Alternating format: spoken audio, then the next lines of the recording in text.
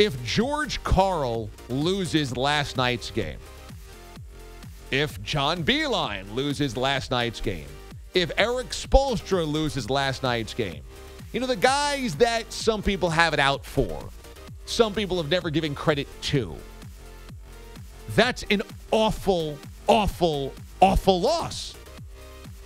And if you had 3 of those in the last 2 weeks, Lakers, Rockets, Nets, those would be 3 losses where people would be out with the pitchforks and the torches saying, this guy's a bum. If it's Mike D'Antoni, he'll never win the big one. He's not good enough to get his team over the hump. There's your normal whipping boys when it comes to NBA coaches. And Stevens somehow skirts all of it. Now, Stevens, in his first year with the Celtics, they were terrible. They missed the playoffs. The second year and third year, they lost in the first round of the playoffs, including a year where they won 48 games and lost in the first round. So in his first 3 seasons, never made it out of the first round. He then had back-to-back conference finals appearances, and one was the year without Kyrie when Kyrie got injured, and everybody said, oh my God, they're actually better without Kyrie. This is an amazing coaching job. And then last year, lost in the second round.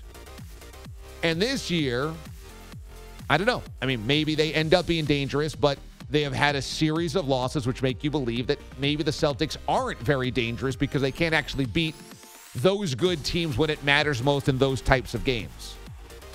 And Stevens' demeanor has bought him so much leeway. And I like him. Don't get me wrong. I think he's engaging. I think he's smart. I think he's not an egomaniac. Brad Stevens plays the kind of humble, hardworking, quiet, low-college, mid-major guy that understands it's not about him. So those are all really great qualities. But I got to say, there's an element to Brad Stevens and an element to the Celtics where they're kind of good, but they're not really that good, and they really haven't ever been that good under Stevens. And even though Danny Ainge keeps seemingly building a team that he thinks can win an NBA Finals, they never get there. And last night's loss is basically, that's unacceptable.